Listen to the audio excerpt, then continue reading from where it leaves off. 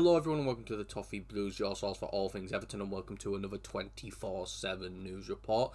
The headline news today comes out from South America, and that's that at the request of David Moyes, Everton should purchase Carlos Alcaraz. This comes from Bruno Lemos, who has close ties to Charlie Alcaraz's agents, and this is one I'd be really happy with. I think Alcaraz has been absolutely fantastic since he's come in on loan. I think the news about us not wanting to sign him, I think, was always very silly. I think a lot of it did have more to do with being able to put the transfer on the new financial season instead of putting it on this one.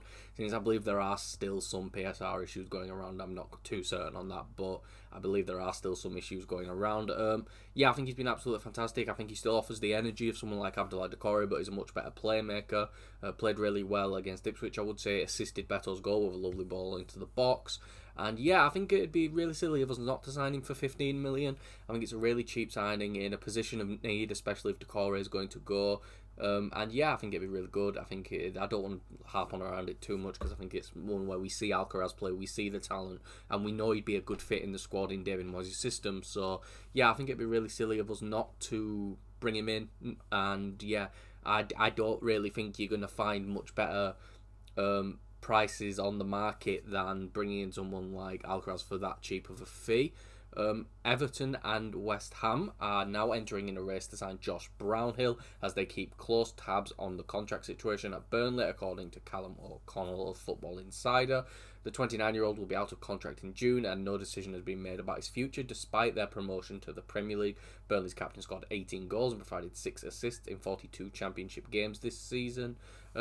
Yeah, this one's really interesting because I think Brownhill, we spoke about this last season, and I think a lot of us, the fans were not as excited about it. Brownhill, as it mentioned, is 29, closing in on 30, but on a free transfer for some depth, I'm slowly turning around on it. He's clearly a really good goal scorer. He's finished second top goal scorer in the division for a Burnley team that it's not like they were free-flowing scorers or anything. They were much more based on how good their defence was, and he was part of that with how hard Burnley worked to get back.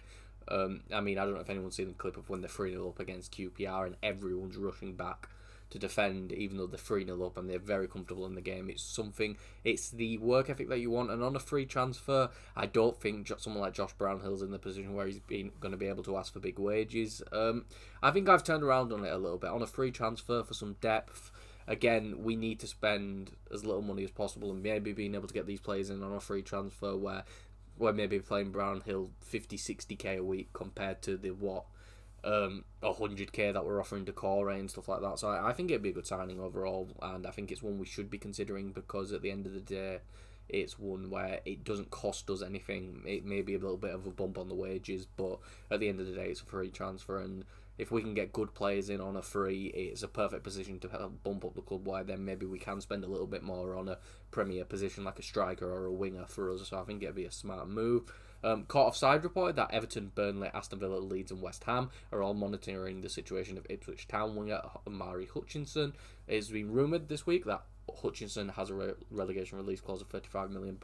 He has 3 goals and 2 assists in 28 games. This one, not for £35 million, I'm sorry.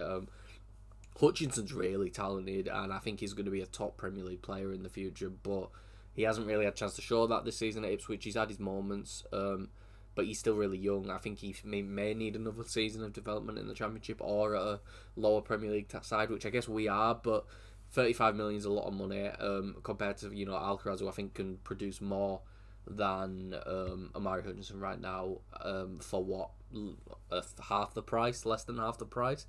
Yeah, I think it's one where I'd avoid this. I do think he's really talented, and I do think if that relegation release clause was maybe 20-25 million, I'd definitely say the club to consider it. I think he is more of a number 10 than a winger as well. I know he's played on the wing for Ipswich this season, but I think he's definitely more of a number 10, play through the middle. And again, if we're signing Alcaraz, there's no real reason we should bring in Hutchinson in. And again, the price difference is too much. We need so many positions and so much improvement that if we can get a player who is of similar quality, if not better, for cheaper, we have to consider that, even though I think Hutchinson's... I don't even think he's much younger than Alcaraz, to be honest with you, so I think it's one where, we shouldn't really be looking towards it. Right, the next bit of news comes from the Greek Sports Show and Scouts attending on Twitter. It comes from... okay, you're going to have to forgive me here. It comes from Atil Athletiki Kiraki on Twitter. For Panathinaikos right back, Georgis Vajanidis. I think it's one of those. If there's any Greek people watching, it's one of those, I think. Young fullback, young right back, a position we're desperately in need for. Seeing Brighton linked is always a positive sign as well, because it means he's probably quite a good player, even though he probably would rather join Brighton, and I think Brighton are on the hunt for a fullback, especially as I believe they are getting rid of Tariq Lamptey now. The numbers look ridiculous compared to Europe's in top fullbacks in Europe's top 5 leagues. He seems to be in the top for all the attacking stats and quite high in the defensive ones as well. Does seem like a fullback who likes to bomb forward and create chances, which I do think is the type of fullback we're going to need, especially under David Moyes. You saw what Coleman and Baines. No, not what Coleman and Baines did under Moyes. Less so Coleman, he wasn't with Moyes for as long as you'd think, but more so letting Baines what he did under Moyes. He loves that type of fullback who has that work rate to get up and down, up and down, up and down. So it doesn't shock me. And from the Greek league, can't be imagined we'd be paying more than 10-15 million for him. So it's one where I definitely would consider it, and it's one we should be looking at because we desperately need fullback depth. Maybe even 2 or 3 fullbacks, 2 right backs. So it'd be a thing where him and then maybe someone like a Kyle Walker-Peters on a free would be a bit of fantastic business. The next bit of news comes from Foot Mercato, and that's that Everton and Wolves both have an interest in Villarreal winger Nicolas Pepe this summer. There is also interest from teams in Saudi Arabia. We ran a poll on this on the Twitter, which had 1,400 votes at the time of it finishing. Nicolas Pepe to Everton, leave us your thoughts. 21% of fans said yes. 22% of fans said no, said maybe, and 57% of fans said no. Understandably, Nicolas Pepe at Arsenal I don't think he was that bad, actually. I'm going to be really honest. I think it looked worse when you have a 75 million price tag slapped onto you. I actually think he was pretty okay at times, but I think he was spotty in form, and I think he wasn't really ever able to find that consistency for Arsenal. He has actually done really well for Villarreal this season. The goals are lacking a little bit, which is probably what we need most from our wingers, so I do think that's an issue there. But his creative numbers are through the roof, and he's played over 1,000 minutes, so that's a good sample size. The defensive numbers are really good, but he's going to turn 30 years old before the next season starts. I feel like for wingers, youth and energy is one of the most important things, and although I think Pepe clearly offers the energy, I think he's getting older, that pace is going to leave him, that energy is going to leave him as well, and I just think it's not the type of player we should be looking for. Unless he was available for free, then I can kind of understand it. And would Pepe be willing to take a massive wage cut compared to what he's been? He probably makes a decent chunk of Villarreal because of his name. Was really, really good at Lille. And yeah, I think he's been pretty good at Villarreal, but I just don't think it's the type of profile of winger we should be looking for. We should be looking at someone who's got that youth and that energy, but I just don't know if Nicolas Pepe can really offer that, if I'm going to be honest with you.